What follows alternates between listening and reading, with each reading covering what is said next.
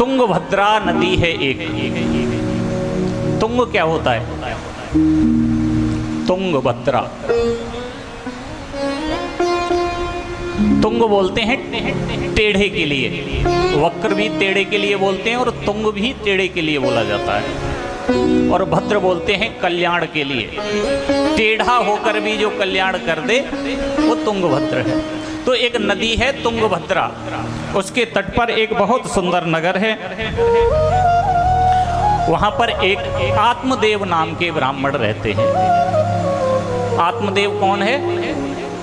आत्मा के पुजारी, इस जीव का नाम ही आत्मदेव है। आत्मदेव कोई और नहीं है, ये आत्मा के पुजारी हम और आप हैं, यही आत्मदेव हैं।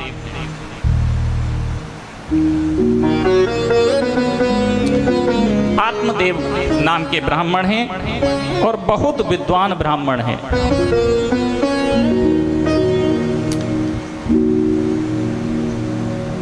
एक बार की बात है,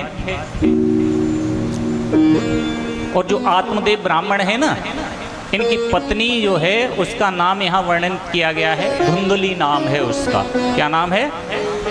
धुंधली। धूधू करोत सहा धुंधली। धूधू करोत मतलब हर समय लड़ने के लिए जो तैयार रहे वही धुंधली है। और धुंधली कौन है? तर्क वितर्क करने वाली। और तर्क वितर्क कौन करता है? आत्मदेव, आत्मा का पुजारी ये जीव है। और इसकी पत्नी कौन है? बुद्धि। बुद्धि धुंधली है, हर समय तर्क वितर्क करती रहती है। तो आत्मदेव जो ब्राह्मण है उनकी पत्नी का नाम है धुंधली देवी। घर में सब कुछ संप्रदाय है, लेकिन घर में कोई पुत्र नहीं है, संतान नहीं है।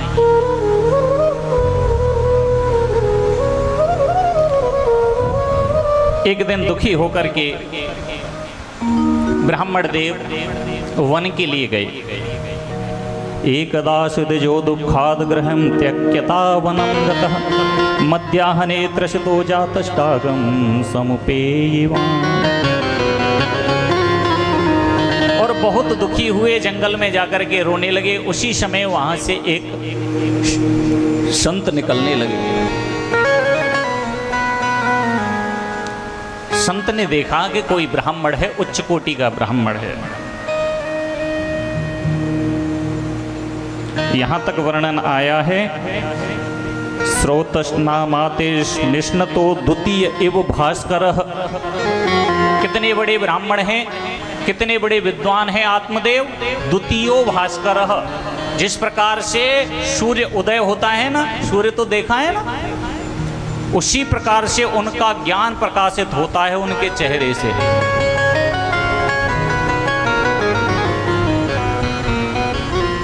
बहुत ध्यान से सुनिए। हम सब कहते हैं समाज में ब्राह्मण ब्राह्मण ब्राह्मण। कोई कहता है पंडित, कोई